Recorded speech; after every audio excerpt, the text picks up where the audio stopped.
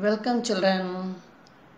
நாம் இப்போ பார்க்க போகிறது 4th standard scienceல யூனிட் 2 வாட்டர். நாம் சென்ற வகுப்பில் நீரின் 3 நிலைகளை பற்றி நாம் என்ன செஞ்சோம், நல்லாவே தெரிஞ்சுக்கிட்டோம். இன்றைக்கி பார்க்க போகிறது இந்த நீர் இந்த 3 நிலைகளில் எப்படியெல்லாம் மாறிக்கிட்டு வருது அப்படிங்கிறத பற்றி நம்ம என்ன செய்ய போகிறோம், விளக்கமாக பார்க்க போகிறோம். அது தவிர நீர் சுழற்சி அப்படின்னா என்ன அப்படிங்கிறத பற்றி நம்ம என்ன செய்ய போகிறோம், விரிவாக தெரிஞ்சுக்க போகிறோம். ஓகேங்களா, பார்க்கலாமா? பேஜ் நம்பர் 71 பாருங்க. திடநிலை அல்லது பனிக்கட்டி. திடநிலைக்கு எக்ஸாம்பிள் என்னென்னா பனிக்கட்டி. சரியா? பனிக்கட்டியா எப்போ நீர் மாறுது அப்படின்னு பார்த்தீங்கன்னா, பனிக்கட்டி அதாவது நீரோட திடநிலை நமக்கு நல்லாவே தெரியும். இதை நாம் என்ன செய்ய நீரை என்ன செய்ய போகிறோம், வெப்பப்படுத்த போகிறோம். வெப்பப்படுத்தும் போது அது என்ன செய்யுது, 0 டிகிரி சென்டிகிரேட்டுக்கு கீழே குறையும். அப்படி குறையும் போது நீரானது பனிக்கட்டியாக மாறுகிறது. அப்படின்னா என்ன அர்த்தம், அதாவது சூட்டில் வெப்பப்படுத்தக்கூடாது. அதனுடைய வெப்பநிலை எதில் இருக்கணும், ஃப்ரீசரில் இருக்கணும். சரிங்களா? இப்போ ஃப்ரிட்ஜில் அதை நம்ம என்ன செய்கிறோம், இந்த தண்ணியை அதில் வைக்கும்போது அதனுடைய வெப்பநிலை 0 டிகிரி சென்டிகிரேட்டுக்கு என்ன செய்ய போகுது, குறைய போகுது. சரிங்களா? அடுப்பில் ஏற்றுனா சூடாகும், வெப்பநிலை கூடிக்கிட்டே போகும். ஃப்ரிட்ஜில் வச்சோன்னா அதனுடைய வெப்பநிலை என்ன செய்யும், குறைஞ்சிக்கிட்டே போகும். சரியா? அப்படி 0 டிகிரி சென்டிகிரேட்டுக்கு கீழே என்ன செய்யும், அது குறைஞ்சிக்கிட்டே போகும்போது அந்த நீரானது என்ன செய்யுது, பனிக்கட்டியாக மாறுகிறது. சரிங்களா? இந்த முறைக்கு பேர் தான் உறைதல் அப்படின்னு நாம சொல்கிறோம். பாருங்கள், அந்த ஃபார்முலாலே நமக்கு ஈஸியாக புரிஞ்சிடும்.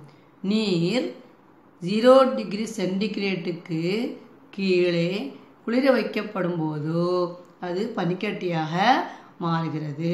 சரிங்களா? இதுக்கு பேர் தான் உறைதல் அப்படின்னு நம்ம சொல்கிறோம். சரிங்களா? இப்போ நீர் எதா மாறிடுச்சு, பனிக்கட்டியாக மாறிடுச்சு. அடுத்ததாக பாருங்கள், திரவநிலைக்கு எக்ஸாம்பிள் நீரை என்னது, இதில் எல்லாம் நம்ம இருக்குங்கிறது நமக்கு ஏற்கனவே நம்ம படிச்சிருந்தோம்.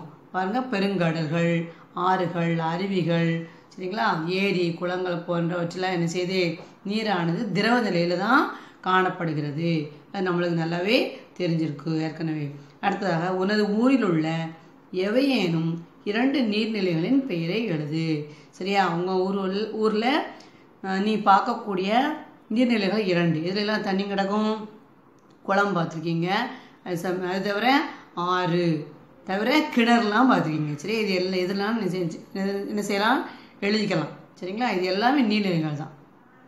அடுத்ததாக வாயு நிலை, அதுக்கு எக்ஸாம்பிள் நீராவி. சரியா? சரி, இப்போ நீராவி நீர் எப்படி நீராவியாக மாறுது அப்படின்னு பாருங்கள். இது வெப்பப்படுத்தும் போது வெப்பநிலை கூடிக்கிட்டே போகும். சரிங்களா? அங்கே எப்படி பனிக்கட்டியாக மாறும்போது வெப்பநிலை குறைஞ்சிக்கிட்டே வந்ததோ, இது ஆப்போசிட்டாக இருக்கும். சரிங்களா? வெப்பநிலை அதிகரிப்பதால் நீரானது என்ன செய்யுது, நீர் ஆவியாகிறது. இது என்ன செய்யணும், அடுப்பில் போட்டு நல்ல தண்ணீரை என்ன செய்யணும், நல்லா கொதிக்க வைக்கணும். அப்படி கொதிக்க வைக்கும்போது 100 டிகிரி சென்டிகிரேட் செல்சியஸில் என்ன செய்யுது, அது கொதிக்கும்.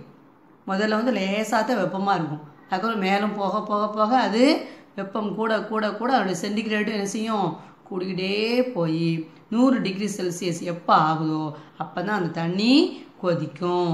அப்படி கொதிக்க ஆரம்பித்தாலே அது எதா மாறிடும், நீர் ஆவியாக மேல் நோக்கி செல்ல ஆரம்பிச்சிடும். சரிங்களா? பாருங்கள், ஃபஸ்ட்டு எதா மாறுது, வெப்பமானது மிகச்சிறிய நீர்த்துளிகளான வெண்மை நிறப்பனியை தோற்றுவிக்கிறது. இதுதான் நீராவின்னு சொல்கிறாங்க. சரியா? அந்த நீர் துளைகளாக மேலே போகுது இல்லையா, அதுதான் வெண்மை நிற பனின்னு சொல்கிறாங்க. ஓகேவா? இந்த ஃபார்முலா பாருங்கள். நீரானது 100 டிகிரி செல்சியஸ் வெப்பப்படுத்தப்படும் போது அது நீராவியாக மாறுகிறது. ஓகேவா? இப்போ இது நீராவியாக மாறிடுச்சு. இப்போ 3 நிலைகளும் தெரிஞ்சுக்கிட்டோமா, திடநிலை, திரவநிலை, வாயு நிலை. ஓகேவா? அடுத்து பாருங்க, இதுக்கு 2 கொஸ்டின் கொடுத்துருக்காங்க, அதுக்கு ஆன்சர் கண்டுபிடிக்கலாம். 1, பொருட்களின் 3 நிலைகளுக்கும் நீர் ஒரு சிறந்த எடுத்துக்காட்டாக இருப்பது ஏன் அப்படின்னு கேட்குறாங்க. அதை 3 நிலைகளுக்கும் சரியா, அந்த 3 நிலைகள் திட திரவ வாயு நிலை இருக்கு இல்லையா, அந்த 3 நிலைகளுக்கும் ஒரு எக்ஸாம்பிளாக நீரை ஏன் நம்ம சொல்கிறோம் அப்படின்னா, நீர் மட்டும்தான் நம்மளுக்கு இயற்கையாக 3 நிலைகளிலுமே கிடைக்கக்கூடிய ஒரு பொருள். மற்றதெல்லாம் வந்து கொஞ்சம் லேட்டாகும் மாறுற. இது நம்ம ஈஸியாக பிள்ளைங்க செஞ்சுருக்கலாம். எல்லாருமே இந்த 3 நிலைகளையுமே தெரிஞ்சுக்கலாம். நீர் எப்படி இருக்குது, அப்புறம் திடநிலை, அதில் உள்ள திடநிலை எப்படி பனிக்கட்டி பார்த்துருக்குறோம். அதுக்கப்புறம் அதோடைய வாயு நிலை, நீராவி பகுதி. இது தினசரி நம்ம என்ன செய்கிறோம், இந்த 3 நிலைகள்லையுமே நீரை பார்த்துக்கிட்டே இருக்கிறதுனால அதை ஒரு எக்ஸாம்பிளாக என்ன செஞ்சுருக்காங்க, அதை எடுத்துக்காட்டாக சொல்லியிருக்கிறாங்க. அடுத்து 2வது கொஸ்டின், கீழ்காண்பனவற்றுள் எது வந்து நீர்ம நிலையில் உள்ளது? சரிங்களா, எது வந்து நீர்ம நிலையில் இருக்குது? மழையா, பனிக்கட்டியா அல்லது பனித்துளியா? அந்த 3ல் வந்து எது வந்து நீர்ம நிலையில் இருக்குது? மழை தான் கரெக்டான ஆன்சர். பனிக்கட்டியும் பனித்துளியும் பெரும்பாலும் திடநிலைக்கு வந்து இது வந்து திடநிலை சரியா. இது வந்து மழை வந்து திரவ நிலையில் வந்துடும். இதுதான் சரியான ஆன்சர். அடுத்ததாக செய்து கற்போம் சரியா. 1. ஒரு தட்டில் நீரை ஊற்றி அதை உறைய வைப்பானில் வைக்கவும். சில மணி நேரத்திற்கு பின் வெளியே எடுக்கவும். நீரில் என்ன மாற்றம் நடைபெற்றிருக்கும் அப்படின்னு கேட்குறாங்க. அதாவது ஒரு தட்டில் வந்து நம்ம என்ன செய்கிறோம், தண்ணியை ஊற்றுறோம், அதை என்ன செய்கிறோம், உறைய வைப்பான்ல ஃப்ரீசரில் வைக்கிறோம். கொஞ்ச நேரம் கழித்து என்ன செய்யணும், ஒரு சில மணி நேரம் கழித்து நம்ம என்ன செய்கிறோம், அந்த தண்ணியை வெளியே எடுத்து பார்த்தீங்கன்னா அது எதா மாறி இருக்கும், நீர் உறைந்து பனிக்கட்டியாக மாறி இருக்கும். சரிங்களா, ஓகே. இப்போ இது எல்லாருமே என்ன செய்யலாம், செய்து பார்க்கலாம் சரியா. எல்லாருமே தெரிஞ்ச விஷயம்தான். அடுத்ததாக இப்பொழுது அந்த பனிக்கட்டியை அப்படியே மேசையின் மீது சிறிது நேரம் வைக்கவும். பனிக்கட்டிக்கு என்ன நிகழ்கிறது? இப்போ அதே பனிக்கட்டியை டேபிளில் நம்ம எடுத்து வச்சிடறோம் சரியா, ஒரு பவுலில் எடுத்து வைக்கிறோம். அது கொஞ்ச நேரம் கழிச்சு அதே மாதிரி ஒரு சில மணி நேரம் கழித்து பார்த்தீங்கன்னு வச்சுக்கோங்க, அதில் என்ன மாற்றம் நிகழும், அதே பனிக்கட்டியானது உருகி திரும்பவும் நீராக மாறும் சரியா. இதையும் நம்ம என்ன செய்யலாம், நேரடியாக பார்க்கலாம். அடுத்ததாக அந்த தட்டில் உள்ள நீரை ஒரு கொதிகலனில் ஊற்றவும். வீட்டில் உள்ள பெரியவர்களின் உதவியுடன் அந்த கொதிகலனை வெப்பப்படுத்தவும். சரிங்களா, நீர் கொதிக்கும் போது கொதிகலனின் வாய்ப்பதியை உற்று நோக்கவும். நீங்கள் பார்ப்பது என்ன, இப்போ அதே நீரை நம்ம ஒரு பவுலில் வச்சு என்ன செய்யணும், அடுப்பில் வச்சு கொதிக்க வைக்கிறோம். கொதிக்க வைக்கும்போது நீங்கள் என்ன பார்க்கலாம், அது எதா மாறும்னு பார்க்கலாம். நீரானது அந்த பவுலுக்கு நீரானது என்ன செய்யுது, அப்படியே வெப்பத்தினால் கொதித்து நீர் ஆவியாக மாறி மேலே செல்லும். இதை நம்ம என்ன செய்யணும், அந்த செயல்பாட்டை நீங்கள் செய்து பார்க்கணும். அடுத்ததாக நீர் சுழற்சியை பற்றி நம்ம பார்ப்போம். நீர் சுழற்சி அப்படின்னா என்ன, இந்த நீரினுடைய இந்த 3 நிலைகள் இருக்குது இல்லையா, அந்த 3 நிலைகள் எப்படிலாம் மாறுதோ அதுக்கு ஏற்ற மாதிரி தான் நம்ம என்ன சொல்ல, இந்த நீர் சுழற்சி நம்ம சொல்லலாம். ஓகேவா. இயற்கையிலே நீரானது என்ன செய்யுது, தன்னுடைய நிலையில் மாறிக்கிட்டே தான் இருக்குது. அது எப்படி மாறுதுன்னு பார்க்கலாமா. ஃபஸ்ட்டு இப்போ வந்து நம்ம நீர்நிலைகள், குளங்கள், பெருங்கடல்கள், ஆறுகள் அப்படிலாம் சொல்கிறோம் இல்லையா, அதில் உள்ள நீரானது என்ன செய்ய தருமா, இயற்கையாகவே இந்த சூரிய வெப்பத்தால் என்ன செய்யுது, ஆவியாகி மேலே செல்கிறது. இது நமக்கு கண்ணுக்கு தெரியாது, ஆனால் டெய்லி என்ன செய்யும், அதில் உள்ள நீர் ஆவியாகி மேலே போய்கிட்டே தான் சிறிது சிறிதாக மேலே போய்கிட்டே தான் இருக்குது. இந்த மாதிரி நீரானது வெப்பத்தினால் நீர் ஆவியாக மாறுவது ஆவியாதல் எனப்படுகிறது. இந்த நிகழ்ச்சிக்கு பேர் தான் ஆவியாதல் அப்படின்னு நம்ம சொல்கிறோம். சரிங்களா. அடுத்ததாக இந்த நீராவியின் மீது குளிர்ச்சியான காற்று படும்போது என்ன செய்யுது, அது நீர் திவலைகளாக மாறுகிறது. அப்படின்னா என்னது, இப்போ மேலே பார்க்க போதா இல்லையா, அந்த ஆறில் உள்ள தண்ணி அப்படியே நீராவியாக மேலே போகுது. போயிட்டே இருக்கும்போது என்ன செய்யுது, அது மேலே போய் என்ன செய்யுது, நீர் திவலைகளாக மேலே போய் நிற்கும் சரியா.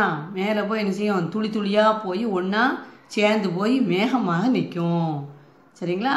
அதுக்கப்புறம் நீர்த்திவலைகளாக அந்த மாறுது இல்லையா, அந்த மாதிரி நிகழ்வுக்கு பேர் தான் சுருங்குதல் அப்படின்னு நம்ம சொல்கிறோம் சரியா. அப்போ நீர்த்திவலைகள் எல்லாம் சேர்ந்து மொத்தமாக போய் மேலே போய் மேகமாக நிற்கிறதுக்கு பேர் தான் சுருங்குதல். அடுத்தது, இந்த நீர்த்திவலைகள் ஒன்று கூடி மேகங்களை உருவாக்குகின்றன சரியா. நீர்த்திவலைகள் தொடர்ந்து ஒன்று சேர்ந்து அளவில் பெரிதாகின்றன.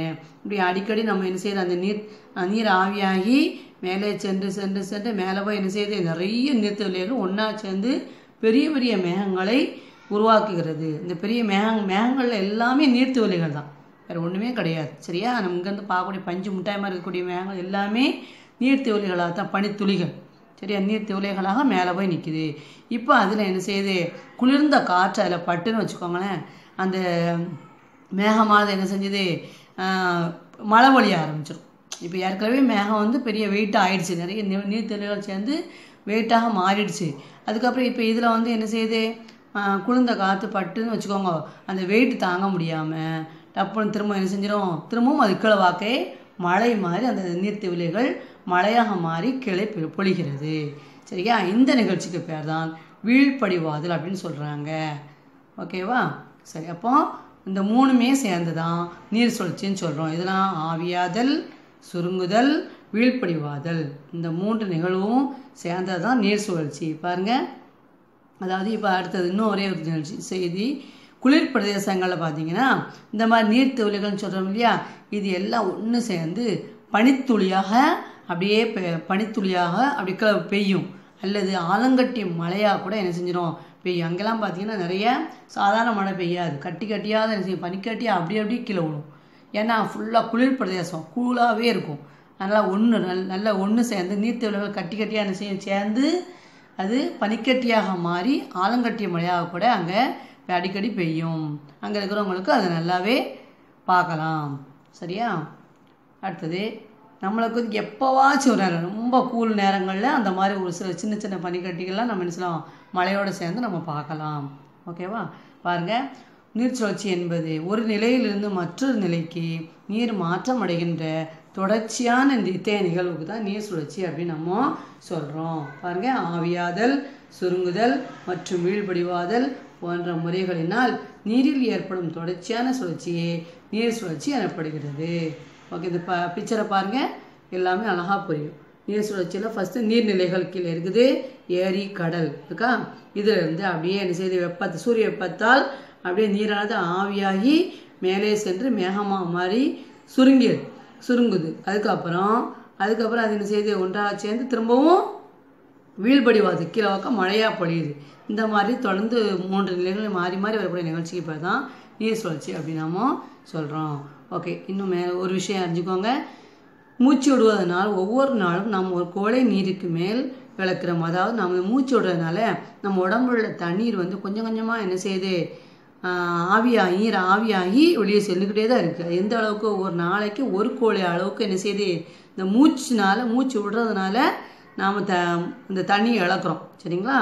ஓகே, அடுத்து வந்து வேர்வை மற்ற விஷயங்கள்லேயும் நம்ம என்ன செய்கிறோம், இழக்கிறோம். ஆனால் இது வந்து மூச்சு விடுவதால் மட்டும் ஒரு கோழை தண்ணி நம்ம என்ன செய்கிறோம், இழக்கிறோம்.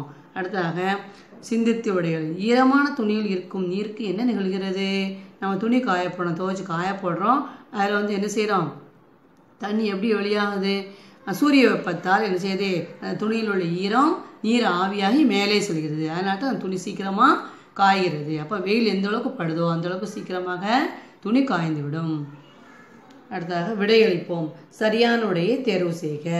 நீர் சுழற்சியில் நீர் சுழற்சியில் என்னென்ன நடக்குது, ஒன்று ஆவியாதல் மட்டும் நிகழ்கிறதா, உறைதல் மட்டும் நிகழ்கிறதா, ஆவியாதல் மற்றும் உறைதல் இரண்டும் நிகழ்கின்றனவா, ஆவியாதல் மற்றும் உறைதல் இரண்டும் நிகழ்கின்றன. இதுதான் சரியான ஆன்சர்.